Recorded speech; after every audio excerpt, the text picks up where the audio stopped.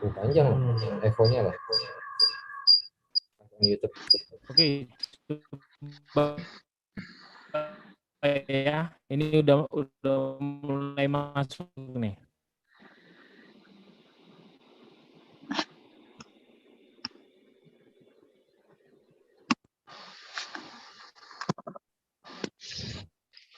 Ada yang feedback?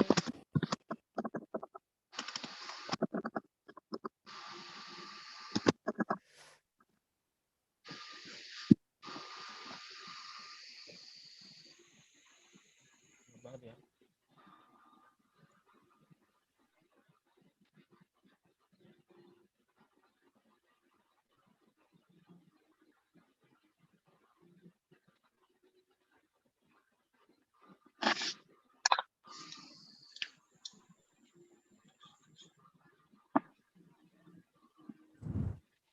Ada yang bisa lihat YouTube udah connect belum? Coba info ke saya. Sudah Bang, aman.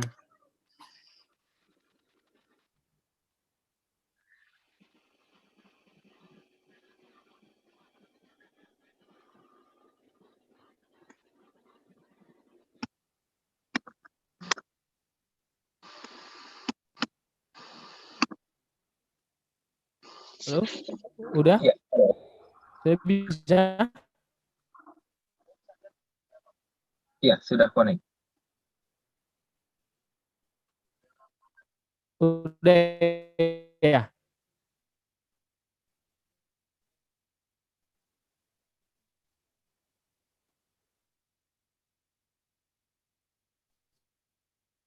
Udah masuk?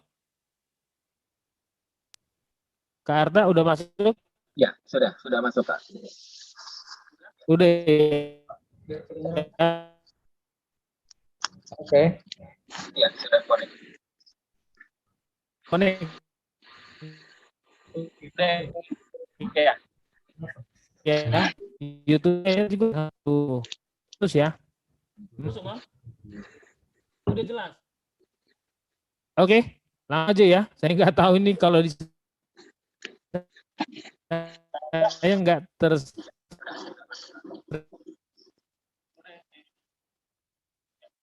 streaming dia. Bisa suara saya kedengaran nih, Karta? Ya, bisa kedengaran Kak, jelas. Putus-putus loh dia, soalnya. Sampai nanti. Suara dan mic. Udah. Cek. Suara kita kedengaran nggak? Aja sambil saya mau siapin diri. Saya mau sapa dulu ya, teman-teman yang ada di YouTube. Halo teman semua, apa kabarnya? Pasti mantap ya, luar biasa, dahsyat. Nah gini teman-teman, sesuai dengan pengumuman yang sudah saya lakukan dan sudah saya buat sebelumnya, akan live bareng dengan para developer ya, para developer. Nggak semua sih ini teman-teman ya, karena developernya ada banyak. Tapi ini tim-tim yang inti lah ya. Jadi teman-teman, buat kalian yang nantinya ingin bertanya, masih bertanya ya. Jadi buat yang mau bertanya-tanya ya, yang mengatakan NFTpedia itu scam. Nah, tapi sebelumnya saya akan siapkan dulu atau sediakan waktu buat mereka untuk mereka boleh memaparkan apa itu NFTpedia, kemudian apa saja yang mereka akan kerjakan, kemudian roadmap-nya seperti apa, white paper-nya, kemudian tokenominya, terus kemudian banyak hal yang berkaitan dengan NFTpedia akan dibuka malam ini. Jadi buat yang masih bertanya-tanya dan mengatakan NFTpedia scam, coba nanti kalian langsung boleh bertanya ke para developernya ini teman-teman. Nah ini udah saya undang, disilahkan kalian punya kesempatan untuk langsung bertanya kepada mereka. Oke ya. Nah untuk itu saya kasih kesempatan nih untuk para developer NFTpedia dulu untuk menjelaskan. Nah silahkan nanti mereka yang bagi siapa yang akan memaparkan daripada roadmap dan segala macam berkaitan dengan NFTpedia. Oke, untuk itu saya berikan waktu dan kesempatan untuk langsung ke Kak Arta. Silahkan dibagi aja siapa yang mau bicara.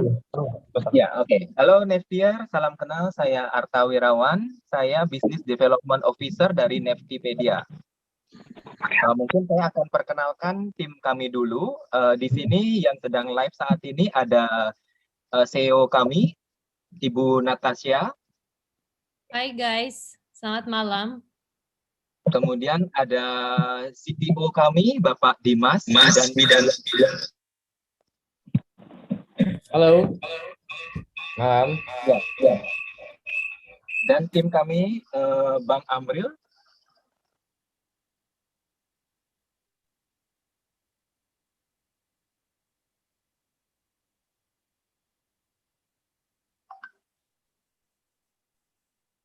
Ya, mungkin bisa dimulai dari Ibu CEO kami yang akan menjelaskan mengenai Neftipedia.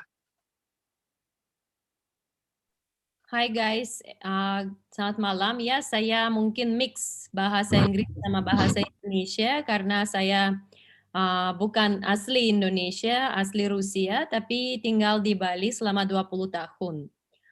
Neftipedia itu ini project dari Indonesia, is a marketplace connected by the token NFT. Kita created project dalam tahun ini 2021 dan bisa jelas lihat di website kita dan di roadmap kita sudah melakukan beberapa step-step. We have created the token, we have conducted the private sale, pre-sale, dan sekarang kita dalam progress ICO kita. Kita juga develop beberapa hal untuk marketplace kita, biar marketplace ini bukan marketplace biasa. Kita ada ranking system di marketplace kita, biar bisa lebih bagus untuk collector sama artis dan anyone interested in digital art bisa pilih art mana yang mereka suka dan mungkin bisa beli atau collect dan share opinion saja. Terus kita sudah develop aplikasi juga, tapi itu masih dalam proses sesuai roadmap kita. Dan saat ini kita juga develop wallet kita sendiri, namanya Neftipedia juga. Dan mungkin nanti koleg saya, Pak Dimas, Pak Arta, sama Pak Amril bisa share lebih detail mengenai technical side project kami. Ya, bisa. Ya, sekarang kita akan langsung berbicara dengan CTO kami, Bapak Dimas.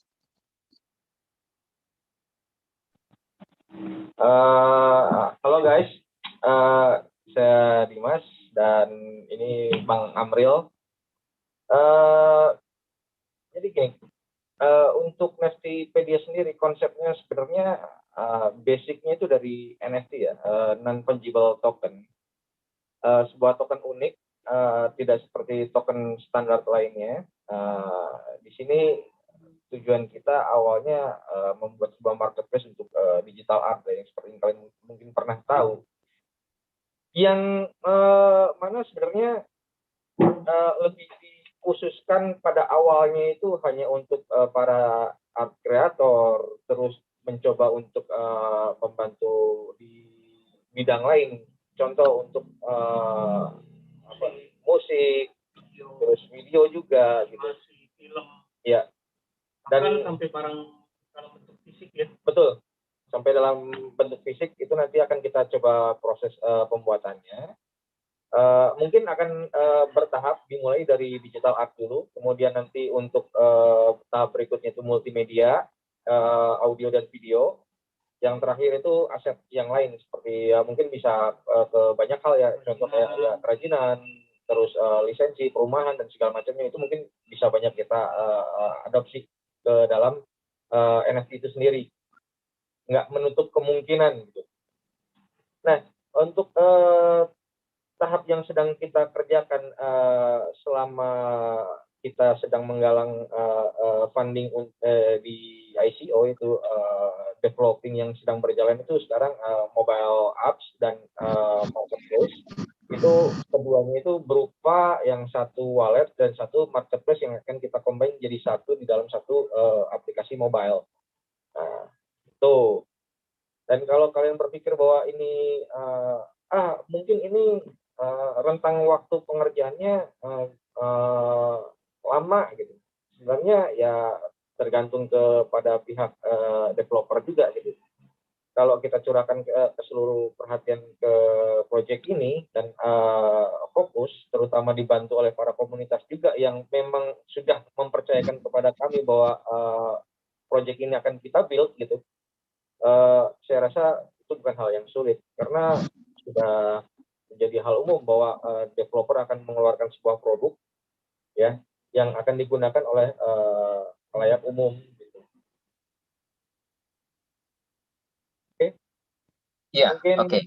ada tambahan lagi? Ya, saya mau tambahin. Nah, saat ini Neftipedia itu sudah muncul logonya di Trust Wallet. Kemudian kami sudah ada di PancakeSwap, ada juga di DSDAG. Mungkin bagi teman-teman FTR yang berjiwa trading itu sudah bisa melakukan transaksi trading di sana. Kalau dan saat next lanjutan berikutnya, saat ini kami sedang masih proses pendaftaran di CoinMarketCap, kemudian menuju ke CoinGecko, kemudian mungkin nanti akan masuk juga di Hotbit, dan next plan kami tentu saja di Indonesia itu target kami adalah masuk di Indodax, toko kripto, dan lainnya. Mungkin ada teman lain atau Bu CEO ada tambahan lagi? Oh ya, saya bahas satu hal lagi deh yang biasanya unik sering dipertanyakan oleh komunitas nih. Sekarang kita lagi di masa ICO nih ya. Terus ada juga market lain seperti untuk decentralized-nya itu di Pancake, terus yang centralized-nya itu di DSDAG. Kenapa ada 3 market? Sedangkan pada saat ini kita sedang gencar-gencarnya untuk funding di ICO. Sebenarnya simple. Kalau mungkin kita flashback ke zaman dulu, zaman Bitcoin atau altcoin, mungkin ya fase ICO itu menjadi titik penentu sebelum melakukan ke tahap berikutnya atau fase masuk ke marketplace atau exchange ya. Kalau zaman sekarang itu kan sebenarnya DEX itu lebih memudahkan komunitas untuk mereka mendapatkan token atau koin itu sendiri. Kita coba nih di masa seperti ini kita combine ketiga hal tersebut, apakah bisa menjadi hal yang baik? Satu, ICO itu sebenarnya lebih ditujukan untuk ke developer, artinya bagaimana cara komunitas atau orang lain untuk berkontribusi kepada developer. Dan untuk hal yang lainnya, seperti contoh nih yang karakternya mungkin suka trading gitu ya, ya silakan ada PancakeSwap atau mungkin DSDAG yang sudah kita coba sediakan. Terus ICO gunanya buat developer apa? Ya simpelnya gini, mungkin ada beberapa dari kalian yang tidak pernah tahu juga bahwa di balik cryptocurrency itu sendiri, contoh seperti pendaftaran ke atau listing ke beberapa exchange dan betul, dan hal yang lainnya itu pun membutuhkan hal yang tidak sedikit gitu.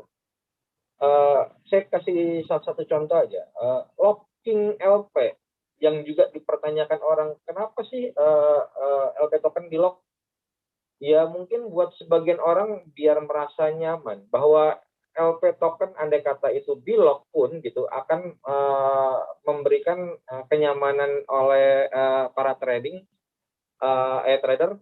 agar liquid yang ada di decentralized exchange seperti Pancake itu tidak dirukul ya, tidak diambil oleh developer dengan cara tiba-tiba. Sedangkan gini guys, kita itu sudah memberikan planning bahwa di PancakeSwap itu kenapa kita sediakan sedikit, karena memang liquid yang tersedia di Pancake itu sebenarnya dari awal itu hanya sisa dari masa development, dan kita coba kenalkan ke para komunitas gitu ya agar mereka bisa melakukan transaksi. Dan saat menjelang ICO itu kita coba untuk tidak menambah liquid dulu agar fokusnya itu bisa untuk bantu para developer funding gitu ya. Agar apa? Agar kita bisa manage token ini akan dibawa kemana, diarahkan kemana. Karena jujur, saya begitu sampai di Bali ya, saya ketemu banyak orang-orang hebat. Contoh kayak Bang Amril ini, terus ada Jimmy, ada Arta juga, Steve, dan kawan-kawan lainnya. Saya rasa mereka mereka itu orang-orang yang berkompeten, punya keahlian masing-masing yang saya rasa benar-benar harus bangga mereka gitu. Ya di balik itu semua, gini, balik lagi ke LP token. Kalau andai kata pun itu kita bisa saving saat awal, orang tidak terlalu banyak mempertanyakan tentang LP token, bahwa developernya bisa dipercaya nggak sih? Kita sudah coba buka. Kalau ada yang mungkin tidak ada keraguan, visit kami deh. Kan ya, kantor kita buka ya Bang ya, gitu. Silakan visit kami. Mau ngobrol-ngobrol, oke, ayo. Gitu. Diskusi, silakan. Gitu. Dan itu bukan hal yang saya rasa kecil juga untuk melakukan locking LP token. Karena ya sama aja istilahnya gini, kalian seperti memberikan funding kepada kita, terus kita buang yang seharusnya kita bisa manfaatkan ke hal yang lebih berguna lagi. Contoh, akan lebih baik andai kata kita membuka satu lapangan pekerjaan untuk 1 atau 2 orang dengan budget tersebut. Salah satunya. Di sisi lain, ada beberapa hal juga yang sebenarnya bisa kita saving lagi. Andai kata tidak banyak, maaf ya, saya bilang ya, permintaan atau request yang terlalu aneh gitu loh. Maksudnya aneh itu gini, ya mungkin orang itu mengerti gitu. Kalau tidak mengerti hanya sekedar ucap kan, buat saya itu nggak fair, nggak lucu juga gitu ya Bang ya. Kalau saya mungkin bisa nambahin gitu lah. Kita mau singkat aja. Masalah disparitas harga di 3 platform ini, di ICO, di DEX, dan di CEX, itu sebenarnya bukan masalah. Tergantung niat teman-teman mendukung proyek ini, apakah mau masuk dalam bentuk trading atau mau mendukung secara langsung, karena feedbacknya pun kita nggak melihatnya 1-2 bulan ke depan, kita melihatnya untuk jangka panjang. Betul. Artinya gini, teman-teman yang mendukung di ICO ya bukan sekedar mungkin dari segi harga kelihatan lebih tinggi, tapi kan ada peluang-peluang yang lebih besar yang bisa didapatkan dari pembelian di ICO, misalnya bonus, kemudian ada undian hadiah dengan syarat-syarat yang sudah kita tentukan. Intinya gini, semua juga paham bahwa dunia kripto itu adalah dibangun dari community trust. Ya, komunitas. Nah, inilah upaya-upaya kami di tim bagaimana membangun kepercayaan komunitas supaya proyek ini bisa jalan gitu. Betul. Jadi bukan kita tidak mau merespon setiap pertanyaan, kenapa harga di sini beda, kenapa harga di sini beda. Ya itu yang saya bilang tadi, tergantung niat teman-teman masuk ke mendukung ini, mau dari sisi tradingnya ya bagus untuk menjadikan market lebih dinamis di market masing-masing, atau mendukung secara proyeknya langsung lewat ICO ya. Balik lagi ke niat teman-teman gitu. Iya, betul. Kalau dari saya begitu aja ininya. So, guys, silakan lanjutkan ke Bung Arta.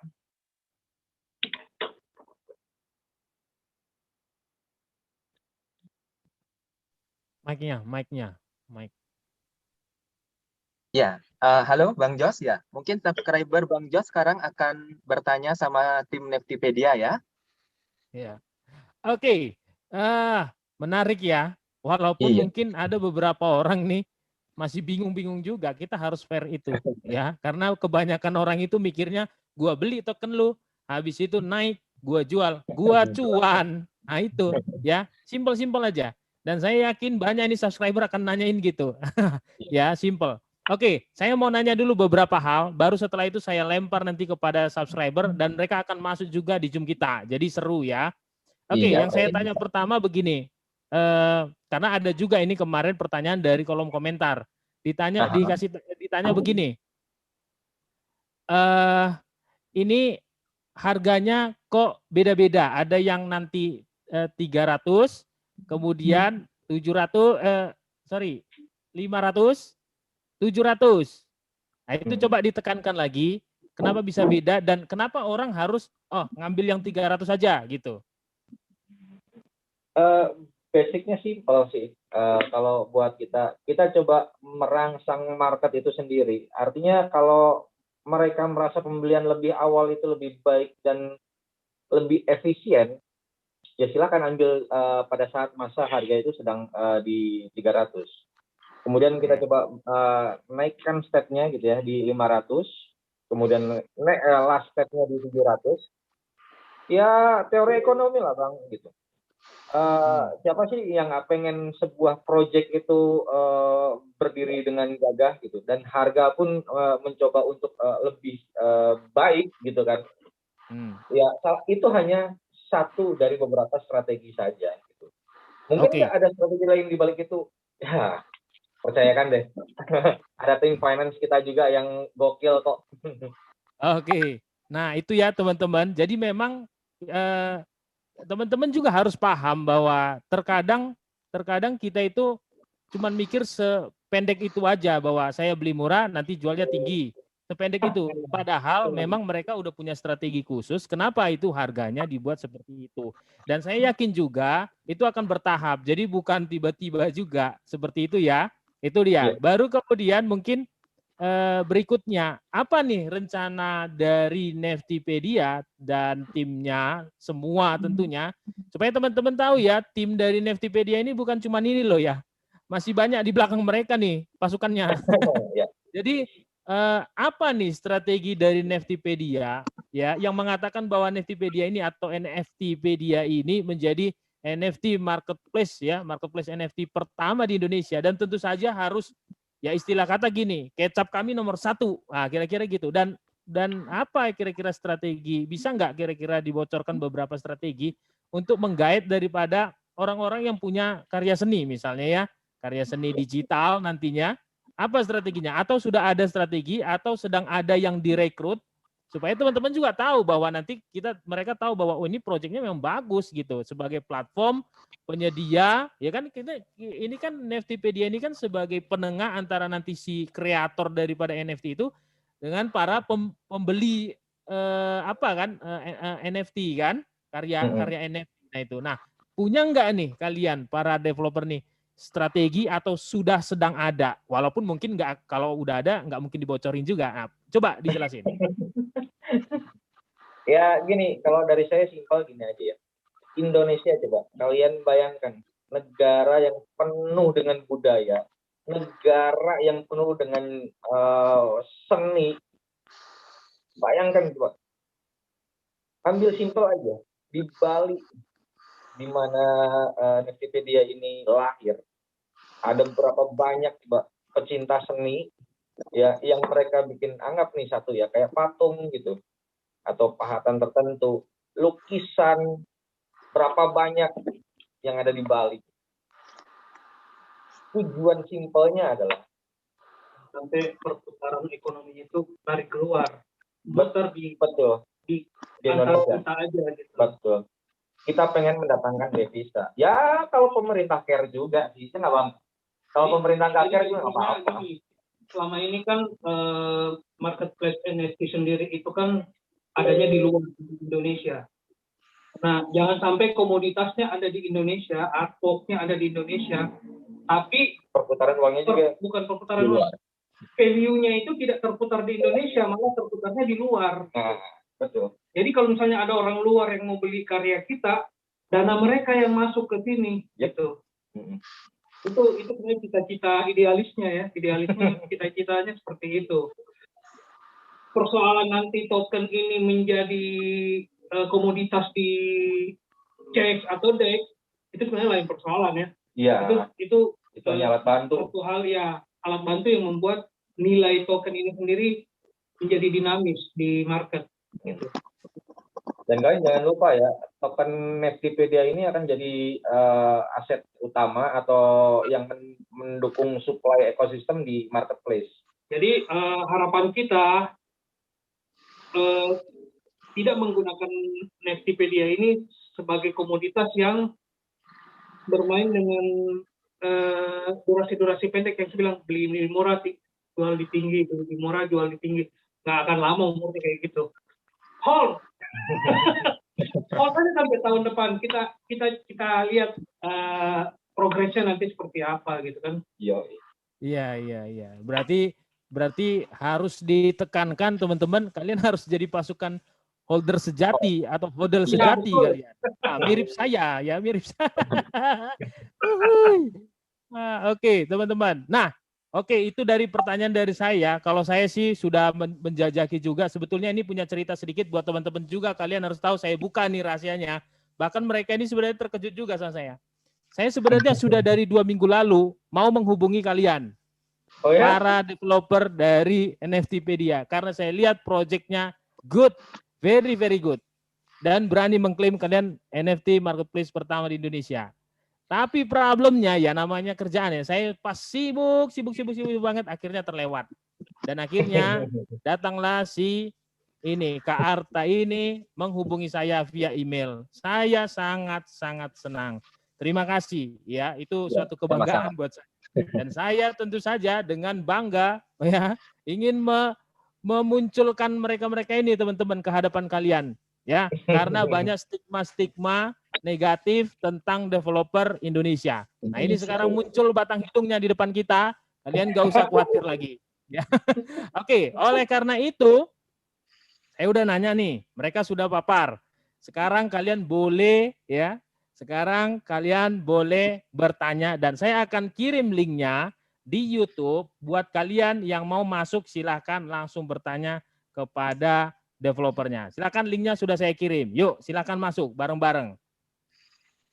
Yuk nanti ngikutin saya ya. Siapa yang saya bilang untuk bertanya dulu, ya saya persilahkan. Silahkan. Yuk silahkan masuk. Jadi nanyanya, oh ini ada juga sebenarnya teman-teman ya. Kalau sambil kita nunggu yang mau masuk, saya mau tanya dulu karena ini banyak banget nih komen-komennya nih. Saya mau tanya dulu ya teman-teman ya. Misalnya dari sebentar. Hadir Bang Jo, salam kenal. Oh ini ada dari Wahyu Supriyan, Neftipedia hodl long term. Oke, nah ini silahkan yang pertama dulu masuk. Silahkan siapa tadi? Cahyadi. Oke, silakan. Banyak ya yang mau masuk ya, tapi nanti oke, masuk aja dulu nggak apa-apa, nanti saya persilakan satu-satu.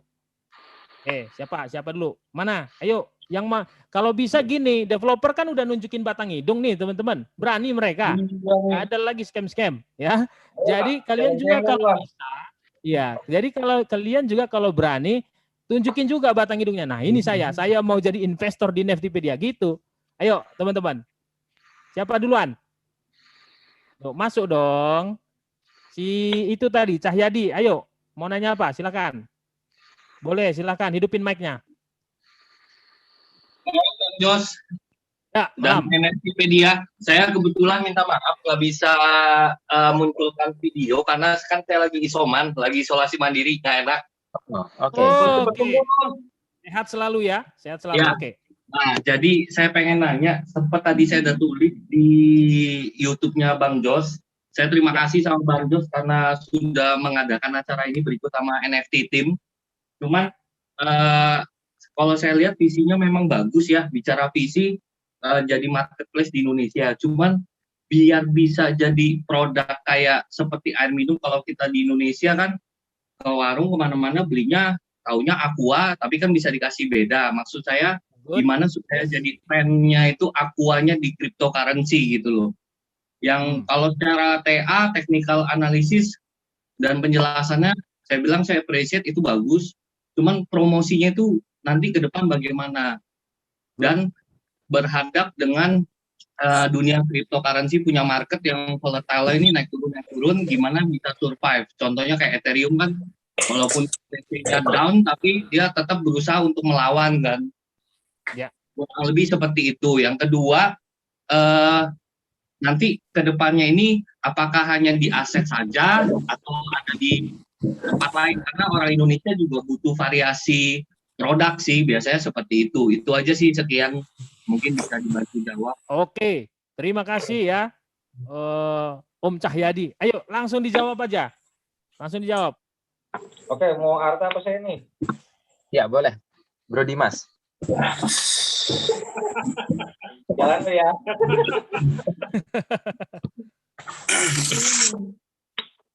Oke gini, kalau untuk masalah marketing ya atau PR, public relation, ya sebenarnya kalau kita boleh akui memang pada saat atau titik awal itu memang kita agak ya keteteran atau agak susah juga untuk melakukan marketing dan PR itu. Tapi waktu demi waktu dan memang belum dapat atau nemu karakter yang pas gitu saat itu di tim, dan akhirnya perlahan itu udah mulai terlihat dan kita udah dapat chief marketing officer di Neftipedia.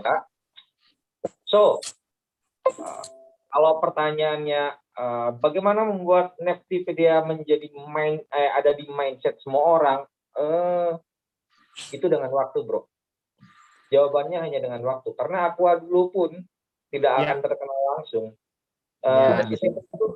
Iya, simpel itu gitu. Karena membuat sebuah brand itu selalu ada di benak orang itu hanya dengan satu cara, digaungkan. Hanya itu caranya. Dan kalau butuh pembuktian ya. Ya. Itu ya pasti butuh waktu lah. Di luar ini ya, di luar duit ya. Jadi itu jawabannya ya. Yang pertama teman-teman, kalian harus paham apapun brandnya sampai sekuat itu. Misalnya kita langsung sebut aja lah ya, Coca-Cola, Sprite, Pepsi. Kalian harus ingat teman-teman, bukan 2 hari 2 malam itu ya. Bertahun-tahun itu teman-teman. Jadi saya pikir itu sangat-sangat lumrah. Merubah mindset tentang kripto sendiri, tentang NFT ini. Menerjemahkan NFT sendiri ke dalam bahasa yang lebih mudah dipahami ke teman-teman. Itu bukan pekerjaan mudah memang sebenarnya, karena pemahaman teman-teman masuk ke dunia kripto itu kan cuma trading, kebanyakan taunya cuan, beli jual nyari cuan, kebanyakan seperti itu. Banyak yang belum memahami potensi besar di balik kripto ini sendiri. Trading itu adalah bagian yang sangat kecil dari sebuah gambaran besar kripto. Nah, terus terang kita agak kesulitan juga menerjemahkan banyak istilah-istilah teknis yang harus kita terjemahkan dalam bahasa yang lebih mudah dipahami ke teman-teman. Jadi ya semua butuh proses. Kita juga masih mencari formula yang tepat, strategi yang tepat supaya orang memandang kripto itu bukan cuma sekedar gue mau cari cuan di sini gitu loh, gue mau cari trading di sini. Kedepannya seperti itu. Oke, sip, mantap. Pertanyaan kedua, silakan. Yang kedua tadi udah dijawab belum itu? Yang kedua mana ya tadi? Yang itu tentang bagaimana masalah promosi kan kalau nggak salah tadi nanyanya. Ya. Mana tadi orangnya? Siapa? Cahyadi. Cahyadi. Ya, betul. Udah ya, berarti udah terjawab ya? Ya, tambahan terakhir deh, sebenarnya gini. Ya. Kalau teknisnya seperti apa, biarkan CMO kami nanti yang bekerja, gitu kan, ada bagian masing-masing. Dan paling mudahnya adalah dengan cara melakukan edukasi. Karena gini, nggak semua orang di Indonesia tahu apa itu kripto. Dan sebenarnya bukan tugas para developer juga yang menjelaskan kepada masyarakat luas di Indonesia. Kalian juga loh sebagai komunitas kripto. Kenapa nggak coba sebarkan? Kalau andai kata market Indonesia itu adalah 270 juta penduduk Indonesia, kalian bisa edukasi dari mulut ke mulut. Ingat loh, cuan juga loh di situ. Kalau kalian cuma ngandelin satu developer, itu nggak lucu. Oke, good. Mantap kali. Ya, jadi teman-teman, yang pertama tadi itu masalah butuh waktu untuk membuat di mindset orang bahwa NFT marketplace pertama di Indonesia yaitu NFTpedia, kemudian cara marketingnya dan itu butuh waktu. Sebetulnya itu secara tidak langsung ingin mengatakan bahwa hodllah investasi kalian. Nanti akan terbukti. Itu sebetulnya. Iya, Ya, benar. saya pribadi akan hodl. Itu udah saya bilang di video saya waktu saya launching kemarin, teman-teman. Jadi akan saya hodl ya, teman-teman. Oke, selanjutnya silakan. Silakan, teman-teman. Siapa? Tunjuk tangan boleh. Oh, ini chat DX dulu karena berani nunjukin wajah. Oke, kita appreciate. Silakan, Pak. Oke, terima kasih. Saya Putra Bali Asli. Oke. Kalau memang ini artinya NFT yang pertama di Indonesia, ya cukup bagus. Saya tidak ada pertanyaan. Cuma untuk edukasi memang kebetulan saya pribadi juga di desa saya saat ini sedang menggerakkan teman-teman yang kaula muda itu untuk bergerak di dunia cryptocurrency. Apalagi sekarang, ya setiap hari Jumat saya mengadakan untuk istilahnya pembelajaran lah daripada teman-teman kita yang keasikan selalu main game. Jadi perlahan-lahan saya arahkan mereka untuk cryptocurrency. Kenapa? Karena Bagus. ada dunia digital yang saat ini bisa menghasilkan, memberikan pelajaran kita di samping di dunia konvensional. Jadi ya kalau memang jadi NVIDIA ini perlu army-nya lah, pejuang-pejuang yang tidak bisa dilakukan developer, seperti memberikan edukasi ke banyak orang. Jadi ya kita ini yang sebagai mungkin pertamanya ini ya kitalah yang sebagai penggeraknya untuk memberikan informasi kepada banyak orang itu. Karena mindset orang lama itu kan masih terpengaruh di dunia konvensional bisa menghasilkan, tapi di dunia cryptocurrency itu banyak hal yang bisa dijanjikan. Jadi itu yang saya lakukan artinya di desa ada banyak lah udah teman-teman yang mulai tertarik untuk belajar apa itu blockchain dan cryptocurrency. Pertama Bang Jos, terima kasih juga ilmunya, saya subscribernya juga. Oke, sekian aja. Makasih. Oke, berarti itu sebagai penjelasan tambahan ya teman-teman. Kalian lihat, sebetulnya saya berapa kali katakan, kita itu kebanyakan di otaknya, sorry nih, saya minta maaf ya, maaf. Memang kebanyakan di otaknya itu langsung short. Short itu maksudnya apa? Cuan kan. Saya beli tokenmu, naik sekian persen, gua jual, gua cuan. Padahal teman-teman saya bolak-balik katakan, kalian harus mengerti, teman-teman harus paham bahwa ada sebuah teknologi di bawah daripada kripto itu. Jadi kripto itu sebenarnya duitnya, teknologinya itu ada di bawah dan itu terkadang tidak dilihat orang. Salah satunya adalah NFT ini. Ya, ada banyak sekali di luar sana teknologi yang dikembangkan. Nah, salah satunya NFT ini dan ini sudah mulai masuk ke Indonesia. Bahkan NFT sendiri itu ada banyak loh, teman-teman. Ya, bisa juga nanti kemarin ada satu developer, mereka khusus untuk NFT-nya game.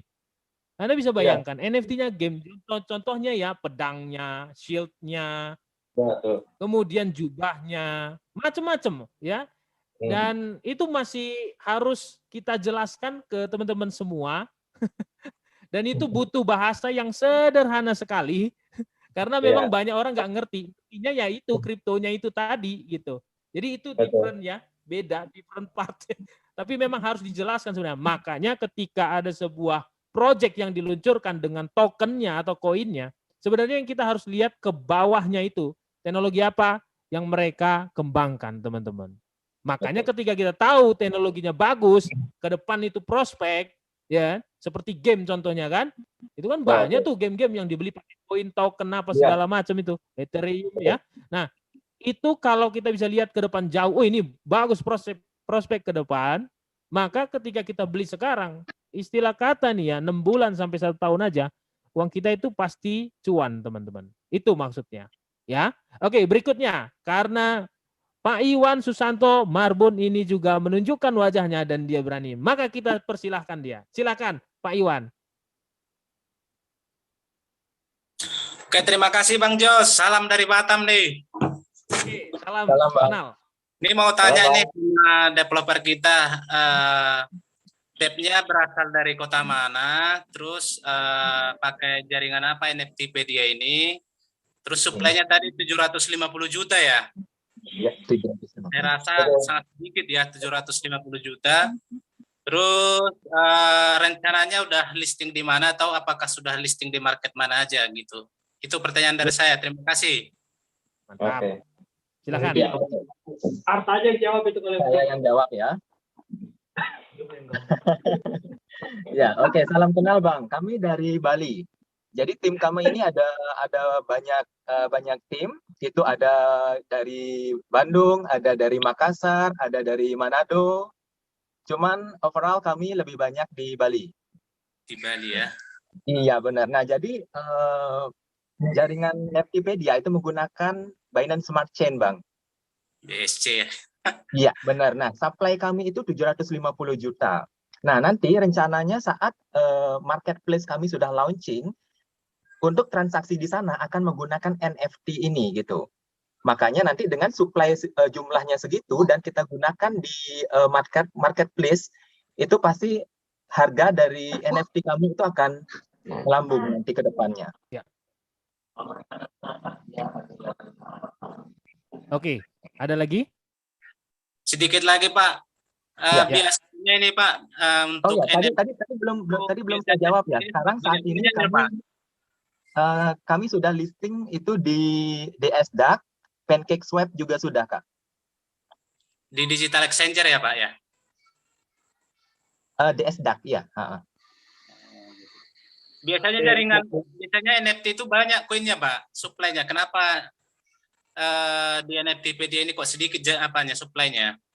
Oh Ya. gini, jadi kalau untuk token sebagai supply ekosistem, itu kan kita coba bangun nih dari 750 juta. Itu hanya untuk supply ekosistem, bukan non-fungible tokennya itu sendiri. Karena non-fungible token itu bisa banyak sekali dan tidak terhingga. Dan itu sebenarnya teorinya gini, simpelnya. Kalau standar token, ya teknologi standar token atau BEP 20 kalau di Binance, itu begitu dibuat, supply-nya akan langsung keluar. Sedangkan kalau NFT, non-fungible token, itu supply-nya akan bertambah seiring waktu. Seiring orang melakukan minting atau pembuatan NFT itu sendiri. Pada saat karya itu akan dibuat, token diciptakan. Jadi bisa banyak sekali itu. Bisa berharga sama dengan satu token Neftipedia, bisa lebih, bisa 1 juta Neftipedia, bisa saja. Ya. Tergantung gimana yang jual. Tergantung developernya gitu Pak. Oh enggak, kalau barang ya gimana yang jual dan gimana demand-nya juga. Kalau kita hanya menyediakan platform, masalah nilai pasar, nilai barang, nilai NFT-nya sendiri itu full diserahkan ke mekanisme pasar. Betul. Demand dan supply.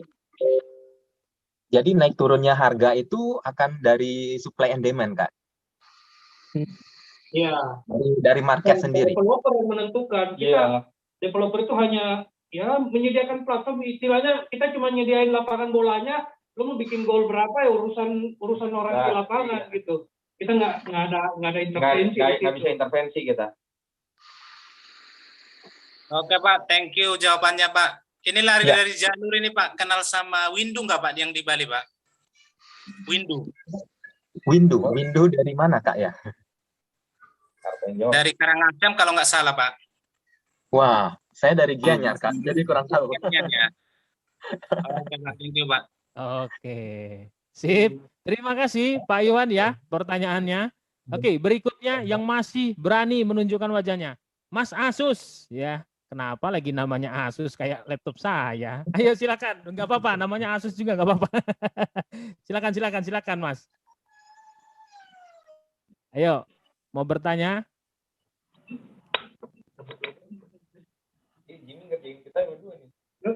Belum? Oke, lanjut. Siapa lagi, teman-teman? Nofri Yehesgiel, silahkan. Ada yang bertanya? Mana nih?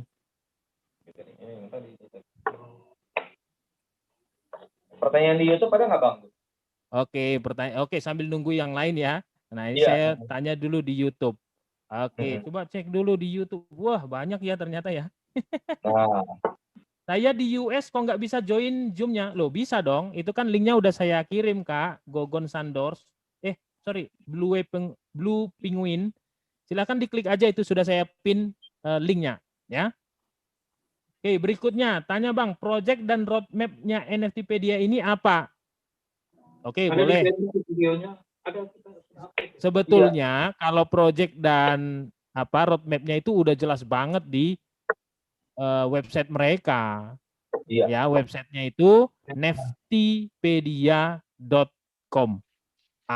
Kalian bisa tonton videonya, kemarin itu saya upload. Jadi lihat aja di video YouTube saya, itu ada. Buka aja websitenya di situ. Deskripsinya juga jelas di situ. Ya. Ada videonya juga Oke, kok di YouTube. Roadmap-nya. Ya. Ada Ya, videonya roadmap-nya juga. ada dan white paper-nya ada. Oke, berikutnya adalah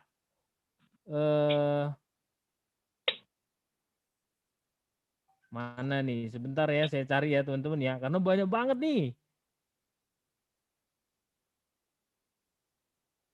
Lokal belum ada yang sungguh-sungguh ngerjain tunggu ya. Saya mau tanya, apa beda mereka dengan Ponzi scam? Blue Penguin, berarti yang dari Amerika tadi. Nah, karena gini teman-teman, para developer Neftipedia. Kemarin saya juga ada melihat komentar di video saya.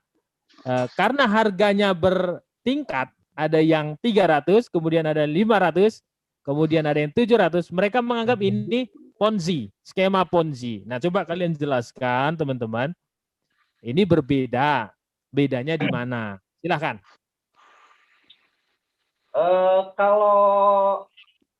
Kalau skema Ponzi itu sebenarnya bukan cryptocurrency ya guys ya. Lebih cenderung kepada program. Kayak apa ya, model. Jadi gini, itu bukan currency yang jelas pertama. Program karena apa? Karena disupport sama cryptocurrency yang lain. Contoh ya, sorry ya, yang banyak beredar kan kalian mungkin merasakan itu di jaringan Tron nih akhir-akhir ini. Ya, setahun terakhir inilah. Banyak banget tuh yang model skema Ponzi, mereka lo invest berapa, terus nanti ada yang invest lagi. Sampai akhirnya yang pertama udah cuan, mereka ambil, terus ambil, sampai yang terakhir nggak kebagian apa-apa. Nah, itu skema Ponzi kayak gitu. Ya kayak segitiga, piramida gitu. Ponzi itu hanya menguntungkan sebagian kecil komunitas dan merugikan banyak yang lain. Itu Ponzi. Betul. Kalau kita kan nggak bikin program skema Ponzi tersebut, yang kita buat adalah cryptocurrency berupa mungkin karena ada referral itu maka mungkin iya mungkin padahal referral itu hanya sebagai syarat untuk mengikuti undian untuk berhadiah yang kita serahkan itu. Oh iya betul. Gitu. Jadi referral yang kita minta ke yang belanja di ICO itu bukan sebuah kewajiban ya. Iya, bukan kewajiban. Jadi kalau kalian mau cari maksudnya promosi sendiri pun silakan gitu. Karena ada price yang kita sudah tentukan, gitu, betul. Ada mobil, motor dan Brompton gitu. Jadi referral itu hanya sebagai syarat aja. Prasyarat aja supaya kita mengikuti undian. Bukan untuk kayak MLM yang lo harus cari referral, harus cari downline dan segala macam. Nggak seperti itu. Betul. Oke, sip. Menjawab ya. Oke, selanjutnya. Nih, ini dari Isam Channel nih, ini member premium saya nih ya. Bang, tanyain strategi marketingnya di kondisi orang Indo yang masih banyak belum kenal kripto, apalagi NFT. Plus tambah satu lagi yang sering ngomong scam. Saya ulangi ya. Bang, tanyain strategi marketingnya kondisi orang Indonesia yang masih belum banyak mengenal kripto, apalagi NFT, termasuk ngomongin scam. Jadi mereka belum kenal kripto, belum kenal NFT, apalagi udah ngomongin scam. Nah ini coba kalian jelaskan lah ya. Ya, jadi Ya, kita akan membuat semacam podcast nantinya. Good. ke depan di channel Yes. Neftipedia untuk memberikan edukasi secara berkala, Berkala. Oke. menjelaskan sesederhana mungkin ke teman-teman yang mau belajar tentang kripto, mau belajar. Jadi nanti kita akan mengundang beberapa narasumber yang Kompeten lah ya. kompeten di bidangnya masing-masing. Misalnya kita mau bicara teknologi blockchain, siapa nih yang jago ngomong blockchain? Nah, kita ajak Yes. ngobrol.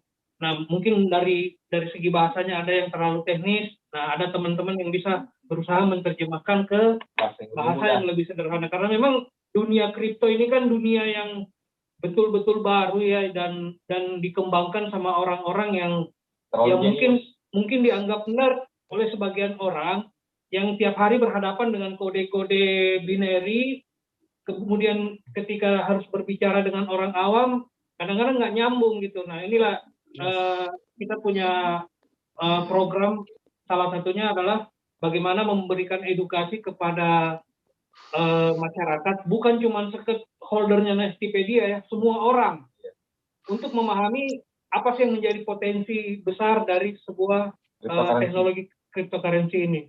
Gitu. Oke. Terus ya, yang ngomongin scam ya? Ya, sebenarnya gini, simpel. Kalau mau mencap sebuah cryptocurrency itu scam atau tidak, pelajarilah dulu.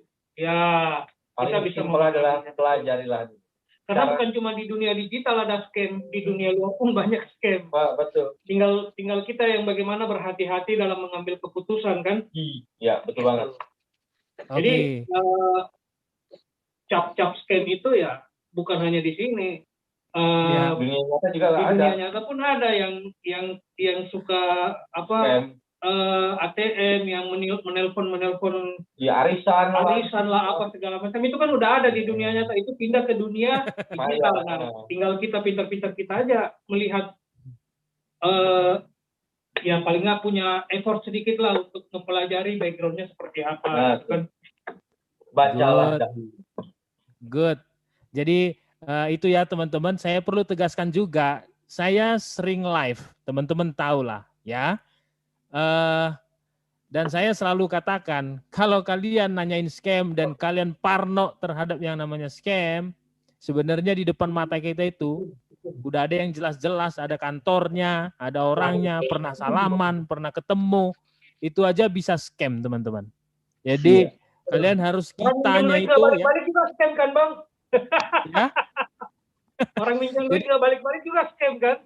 Iya, jadi kitanya juga yang harus hati-hati. Jadi saya juga nggak bilang kalian kalau misalnya mau invest di Neftipedia langsung masukin, kalian punya 10 juta masukin 10 jutanya, nggak bijak juga. Ya atur-atur saja ya, karena memang nggak ada yang tahu. Kita hanya bisa berharap dan berdoa. Ini jujur aja teman-teman, saya kan udah bilang tadi ya, saya ngelihat baru kemarin itu 2 minggu lalu itu saya lihat websitenya Neftipedia aja, saya udah terkesemsem ya. Saya mau cari-cari, oh ini bagus. Ya itu dari saya. Ya kalian nggak bisa juga ngikutin saya. Kalian harus tetap cari tahu, do your own research.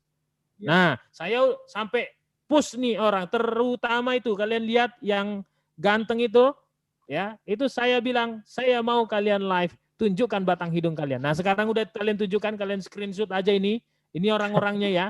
Dan ini akan tersimpan di YouTube saya ya teman-teman.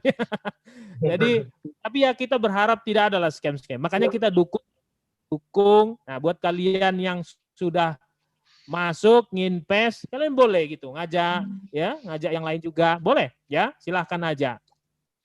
Tinggal lagi kalian nanti katakan do your own research.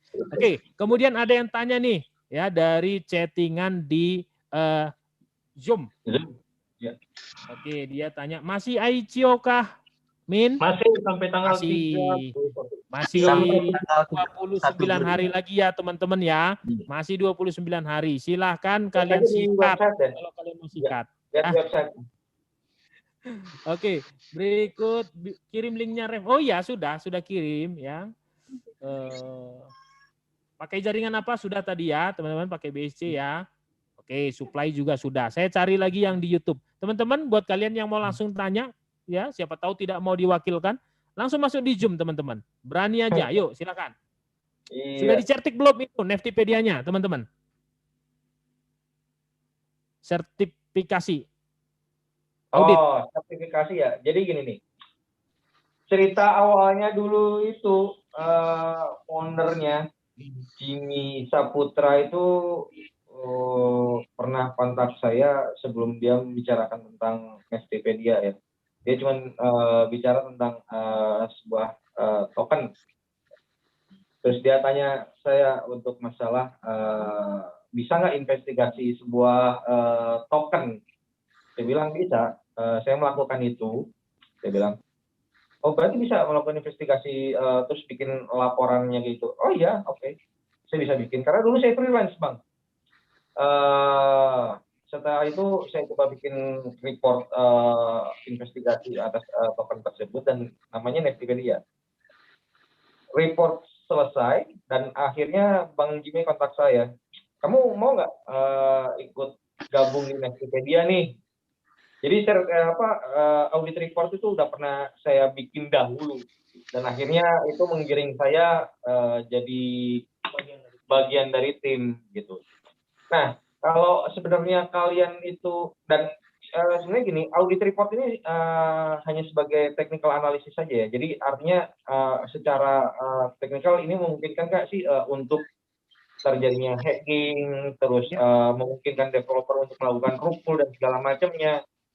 Saya bilang ini token standar. Ada standarisasinya melalui Ethereum. Ethereum sendiri kan ada standarisasinya disebutnya ERC20. Kalau di Binance Smart Chain itu jadi BEP20, cuma beda depannya doang. Token standar itu, andai kata pun terkena hack, sebenarnya yang malu itu bukan yang punya token, Bang. Yang malu itu yang punya blockchain ya, Bang. Karena blockchain-nya yang dihack ya. Betul. Gitu. Artinya gini, standar ini dibuat bukan dari satu atau dua orang. Standarisasi ini kalian bisa cek sendiri, kodenya ERC20, ERC20 atau BEP20 kalau untuk di Binance. Isinya sama, semuanya cuma kode-kode, tapi standarisasinya ada. Kalau di dunia nyata itu seperti ISO lah, ISO 2000 sekian lah, dan itu seperti kayak gitu. Jadi standarnya ada dan itu wajib diikuti oleh semua developer token atau cryptocurrency. Dan andai kata pun diaudit, apa yang mau diaudit, Bang? Isinya cuma begitu-begitu aja, technical analysis. Ya kalau buat developer freelance seperti saya sih, untuk melakukan audit report itu menguntungkan gitu. Dan ya ada duitnya gitu. Tapi yang akan menjadi concern buat kami sebenarnya bukan titik standar token itu sendiri yang akan nanti kita audit. Yang akan kita bawa ke audit internasional. Bukan. Tapi marketplace-nya itu yang akan kita bawa ke audit internasional. Karena perlu kalian tahu ya, untuk komunitas melakukan audit yang mungkin kalian cuman nyablak. Mana nih sertifikat auditnya? Lu mikir kagak sertifikat audit itu harganya berapa? Ya. Saya balik nanya gitu aja. Bukan kita berpikir bahwa kita nggak ada duit. Oh, kalian jangan salah. Sertifikasi itu bisa saja saya lakukan. Hanya saja tanggung jawab saya sebagai seorang yang mengepalai di bidang teknis itu akan jadi berat kalau tidak efektif. Itu aja jawaban saya. Oke, teman-teman ya, itu dia jawabannya. Berikutnya ada dari Rifki Gaming nih. Apakah token Neftipedia rencana masuk market Indodax? Ya, itu udah salah satu jadi next plan kami. Good. Mantap ya teman-teman. Jadi kalian yang punya akun-akun di Indodax, tinggal nunggu nanti di situ kalian boleh tradingkan di situ, teman-teman. Ya. Saran nih ya dari Azril Noval, saran sih developer serius ngerjain proyeknya meskipun masyarakat kita masih awam dengan dunia kripto. Kalau proyeknya berhasil, token ini bakal jadi yang pertama dan membuka peluang bagi masyarakat. Yes, betul sekali Kak Azril ya. Oke, berikutnya ya teman-teman ya. Mana nih? Saya cari Itu dulu ya. bagaimana mengetahui melihat bahwa saya termasuk user yang berpeluang? Ya. Iya, masuk ke referral ya.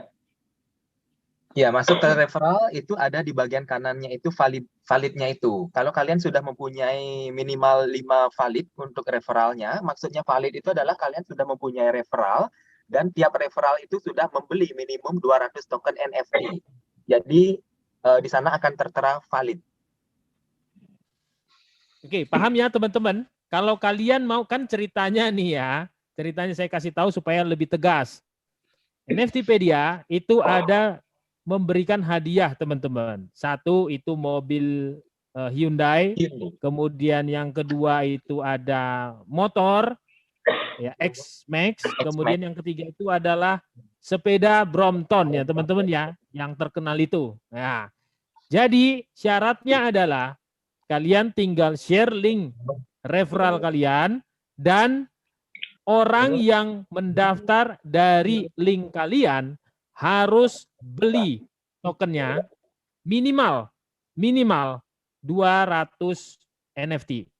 Saya ulangi ya, minimal orang yang kalian ajak beli 200 NFT dan itu 5 orang, maka kalian berhak gitu ya, berhak untuk ikut undiannya. Oke, paham ya teman-teman ya? Jadi itu cuma syarat saja, ngajakin 5. Kalau kalian udah dapat 5, ya sudah kalian berhak untuk ikut. Lumayan, siapa tahu kalian dapat Brompton kan? Bisa jalan sepedaan pagi-pagi teman-teman. Apalagi dapat mobil ya kan? Saya aja mau. Oke teman-teman, silakan lagi ya. Saya cek lagi ini beberapa pertanyaan lagi mungkin dari YouTube. Kalau masih ada yang mau masuk di Zoom sekalian bertanya kepada developernya, boleh, silahkan ya. Oke, bagaimana tingkat keamanan dan dukungan dari pemerintah untuk menjamin keamanan investasi jangka panjang? Oke, teman-teman bisa kalian jawab nih dari Tri Lestiono. Bagaimana tingkat keamanan dan dukungan dari pemerintah untuk menjamin keamanan investasi jangka panjang? Dengan Bank Indonesia sedang menggodok regulasi tentang ini. Ya, silakan. Siapa yang mau jawab? Sebenarnya gini, kalau kalian baca pemberitaan akhir-akhir ini di Indonesia tentang pemerintah gimana cara menghadapi bukan teknologi baru ya, teknologinya udah lama, cuman mungkin yang akan diadopsi di Indonesia mengenai cryptocurrency. Sebenarnya kan itu ya lagi digodok kamu pemerintah, jadi kalian tunggu aja. Apapun itu hasilnya, mau pemerintah itu setuju ataupun tidak, ya. Tapi kripto ini sendiri sesuatu yang tidak bisa dibendung. Ini adalah sebuah revolusi finansial yang mau tidak mau akan diterima sebagai apa ya? Dia akan mungkin harapan kita semua sih dia akan menggantikan fiat suatu saat nanti, cuman ya belum tahu kapan ya. Ya lagian nggak mungkin kalau di Indonesia. Ya setidaknya gini lah, berdampingan. Karena apa ya, kalau mau ditutup cryptocurrency sebelah mana? Ini kan milik semua orang. Ya. Milik komunitas di dunia gitu. Dan akan susah membendung itu. Anggap ini, sekarang pemerintah melakukan blocking atau blokir IP dan segala macamnya gitu. Yang mungkin sudah terjadi ya, dalam tanda kutip. Tapi apa cuma sebatas itu? Orang-orang di kripto itu ya saya bilang luar biasa lah. Mereka pasti akan selalu punya cara. Betul. Ya kan? Ini kita ambil contoh paling gampang lah, Cina ya. Cina itu sekarang membanet Bitcoin. Mereka memblokir Bitcoin sebagai untuk melakukan transaksi dan segala macam. Tapi di sisi lain Cina sendiri pun mengembangkan yuan digital. Artinya apa? Cina melihat sebuah potensi besar di dunia kripto ini, sehingga mereka mungkin tidak mau mata uang selain mata uang mereka yang menguasai market. Makanya mereka memblokir yang berpotensi menguasai dan mereka membuat sendiri. Karakternya kan dari dulu seperti itu. Google diblokir, tapi mereka bikin mereka Baidu. punya Baidu. eBay diblokir, tapi mereka bikin Alibaba, AliExpress, nah kayak gitu. Jadi maksudnya kalau kita mau lihat masa depannya atau keamanannya, ya lihat aja Cina yang selalu reaktif terhadap hal-hal yang baru gitu. Oke, sip, mantap. Gitu sih. Oke, sip. Lanjut. Ini ada pertanyaan bagus nih dari Magic Cleaner nih. Gimana untuk para holder? Adakah fasilitas staking untuk kedepannya? Fasilitas apa? Fasilitas staking. Di mana nih? Staking. Fasilitas itu nggak ngerti saya. Apakah gimana untuk para holder? Jadi kan kalau misalnya dia holder tokennya, nah itu bisa nggak di staking tokennya itu? Oh, staking. Astaga, nggak kedengeran. Suaranya speakernya udah pecah soalnya. Oh iya, oke. Oke, gini. Staking itu lagi digarap ya sama tim R&D kita. Sebenarnya bukan masalah bisa atau tidak bisa. Masalahnya kita udah punya white paper, roadmap yang harus sebenarnya kita jaga.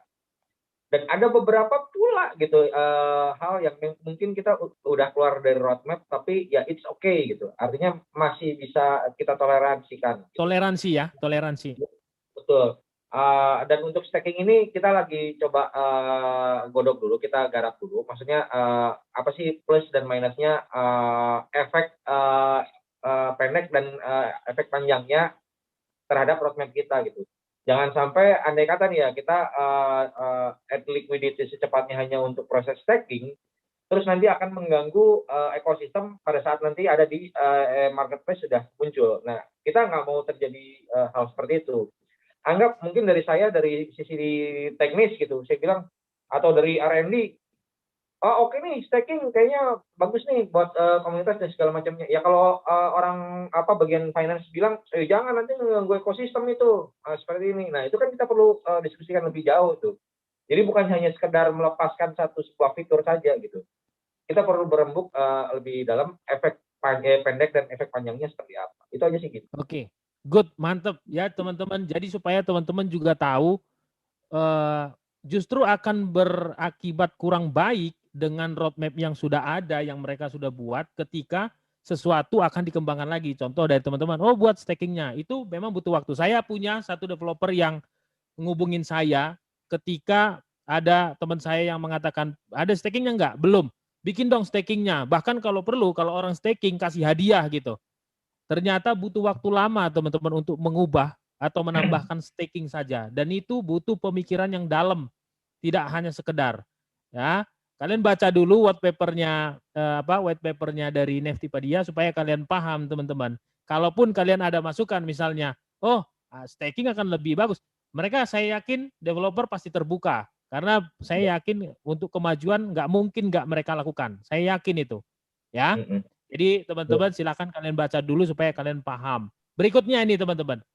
Apakah akan menggait artis untuk promosi? Apalagi kan ya tadi teman-teman juga tahu ya Indonesia ini kaya sekali dengan yang namanya budaya teman-teman. Nah mungkin tidak kalian akan menggait artis. Atau jangan-jangan kalian sebenarnya diam-diam sudah menggait artis. Tinggal nunggu waktu saja ya kan. Coba bisa dikasih bocoran nggak? Siapa tahu artisnya saya kenal ya kan. Ya, Peluang itu ada. Ya, peluang ada. Peluang itu ada. Kita nggak nutup pintu kayak Bang ya. Betul. Apalagi NFT ini kan ya nggak jauh-jauh dari urusan seni budaya. Yes, pasti kontribusi dan artis itu adalah bagian dari stakeholder dari proyek ini menurut kita. Artis memang harus kita rangkul. Masalah dia artis yang sudah punya nama atau artis yang baru mau eksis. Nah itu kan masih kita godok juga ininya planningnya ke depan. Ya. Satu catatan aja ya. Andai kata ada salah satu artis yang nonton, mungkin bergerak di bidang seni, mungkin saat pandemi kayak gini susah show dan segala macamnya. Coba dong NFT buka peluangnya. Betul. Terus pintu kita nggak ditutup ya Bang ya. Nah.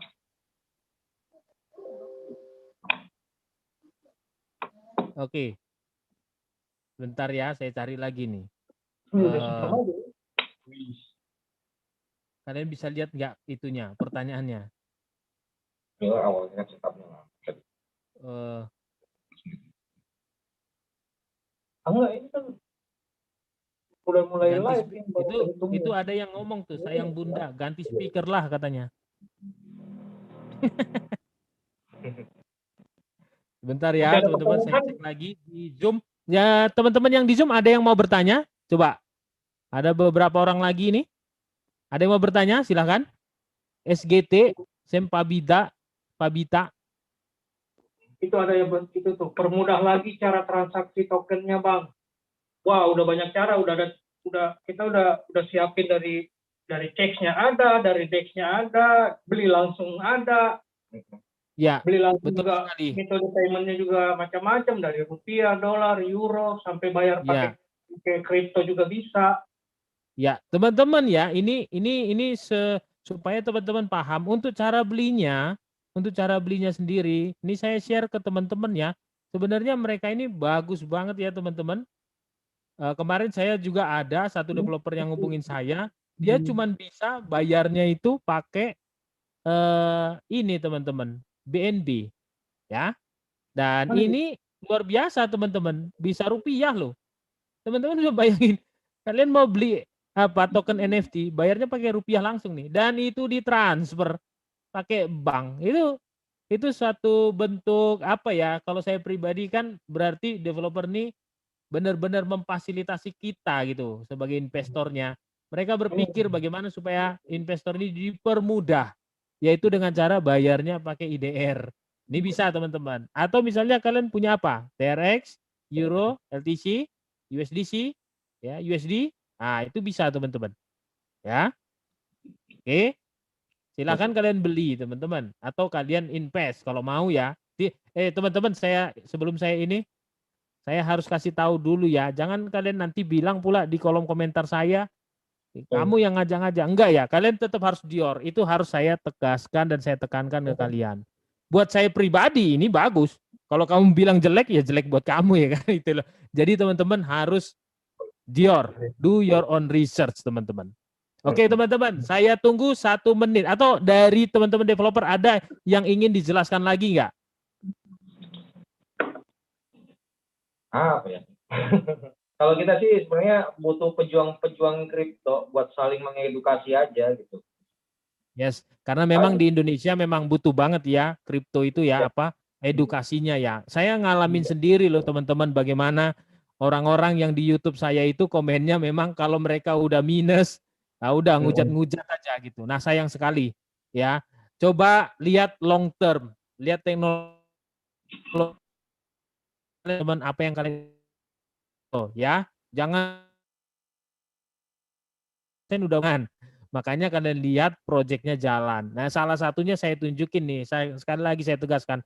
Ini orang-orangnya. Ini asli orang-orang Indonesia, ada berapa banyak walaupun ada orang luarnya juga ya, tapi ini teman-teman kita, anak-anak bangsa kita ini ya, yang sangat luar biasa menurut saya. Mereka berani menunjukkan diri mereka dengan karya mereka. Saya pikir perlu disupport lah. Ya, itu dia teman-teman. Oke, saya akan cek lagi pertanyaan terakhir dari YouTube saya, siapa tahu ada ya. Untuk yang terakhir ya teman-teman ya, 1 menit. Silakan kalau kalian mau komen silakan teman-teman. Ya, saya akan cari yang terbaik nih teman-teman.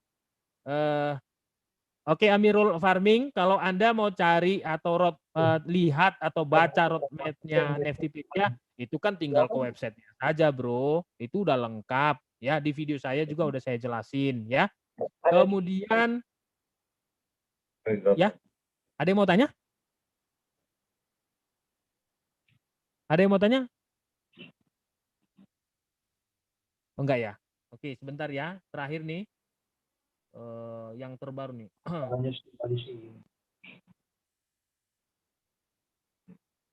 Siapa? Oh, devnya pegang berapa persen tokennya, Bang? Nah. Di roadmap itu ada kok. Lebih mudah ya? dibaca. Iya. Teman-teman Jadi, tuh ada teman-teman. buat Ya, kalian founder. perlu tahu gitu ya. Mungkin pada saat awal developer pegang besar, ya. Karena tugas kita adalah Menjaga distribusi. mendistribusikan itu, tapi dengan planning yang tepat. Artinya nanti itu pada saat akhir developer itu kalau kalian buka di roadmap itu 15% saja total dari kita semua ini yang pegang token gitu. Intinya gini, kita mengatur distribusi seperti pemerintah mengatur distribusi uang. Ya, Ketika suplai terlalu banyak, ya kita coba rem, artinya kan biar komunitas juga kan kebagian kalau di cuan dunia, gitu di kan. dunia nyata kan bisa jadi inflasi tinggi. Nah, kalau di sini kan bisa jadi semacam price impact atau Iya. apa istilahnya yang lebih teknis lah. Mungkin Pak Dimas bisa lebih jelasin kalau misalnya terlalu banyak supply di market kemudian demand-nya kurang, apa yang akan terjadi gitu. Betul. Intinya sih kita distribusikan sesuai planning, dan itu akan mungkin berujung pada saat marketplace ini rilis, karena sebagian besar itu akan jadi supply di ekosistem marketplace itu gitu. Sisanya nanti ada planning yang akan didistribusikan oleh tim financial kami gitu kan. Jadi distribusinya lancar, kalian dapat cuan gitu kan. Ya market lebih bergerak gitu. Kan buat kebaikan semua orang juga, bukan hanya sisi developer saja. Oke, sip. Pertanyaan terakhir ya. Setelah ini kita akan tutup. Pertanyaan terakhir adalah dari Risma Army. Apakah ada jaminan jikalau Anda tidak kabur? Nah, ini bicara tadi scam-scam tadi ya. Coba. Jaminan kita tidak kabur. Ini aja deh. Main ke Bali aja yuk. Main ke office kami. Iya. Oke, itu teman-teman. Udah langsung ditantangin kalian main ke Bali, teman-teman. Begini, bro. Kawan-kawan. Kripto apapun mata uangnya, mau itu Bitcoin, mau itu Ethereum, mau itu Binance, TKO dan segala macam, semua itu diawali dengan trust, kepercayaan. Kalau dari awal udah nggak percaya ya susah, kita nggak bisa jalan gitu loh. Anda bukan dengan kami artinya. Ya gitu. Karena kita juga di sini berusaha membangun trust itu sendiri. Ya wajar kalau ada beberapa sikap-sikap yang skeptis yang kalau apa jaminan lu nggak kabur? Ya kita berusaha selalu untuk kalau kayak begini kita diundang untuk live ama ya.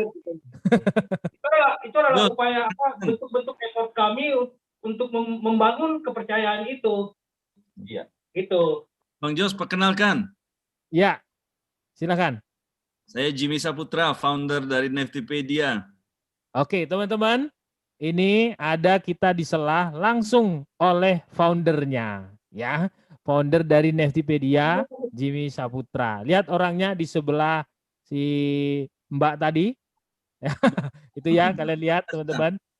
Tapi yang ingin saya sampaikan kepada teman-teman gini loh ya. Kita ngomong nih, jelas-jelas gitu.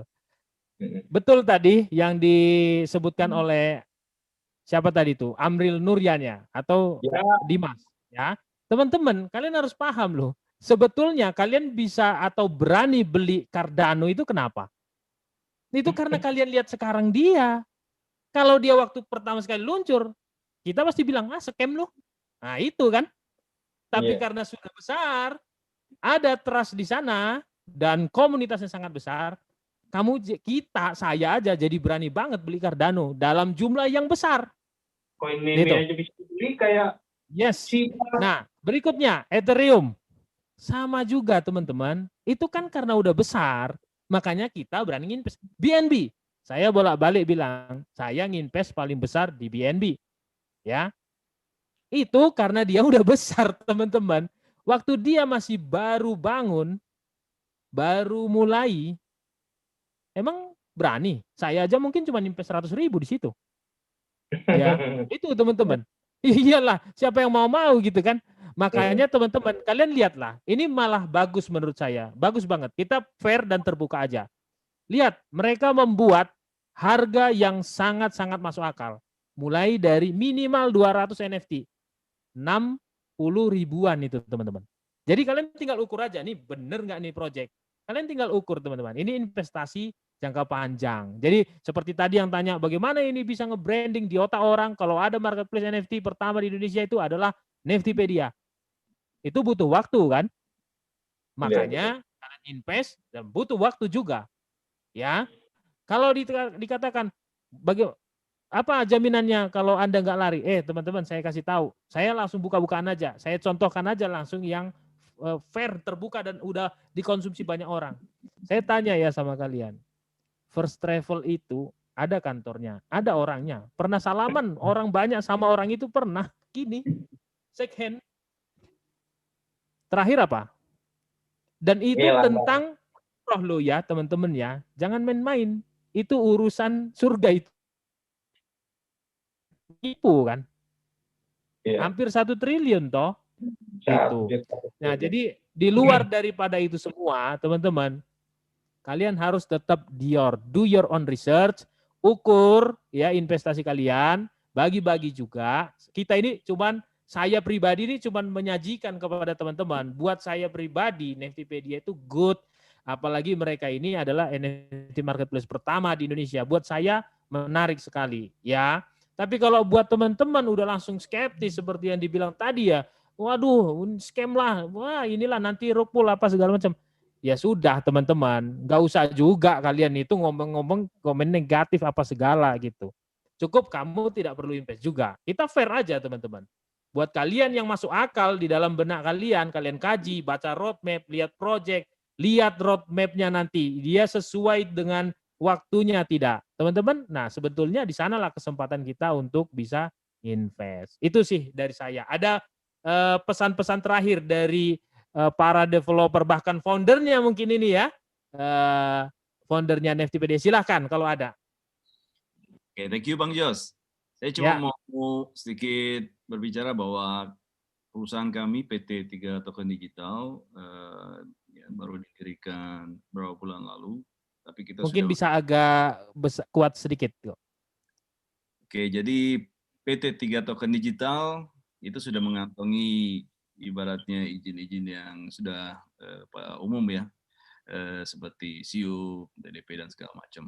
Dan minggu lalu saya juga baru meeting dengan teman-teman yang ada di Jakarta ya, dari Bank Indonesia, dari OJK, dari Pak Pepti. Jadi ya kebetulan saya juga network saya juga ya sampai luas gitu ya. Jadi ya kesempatan kita juga untuk masuk ke teman-teman exchange seperti Indodax dan mungkin toko kripto yang ada di situ, dan kita targetkan dalam tahun inilah kita akan coba untuk masuk.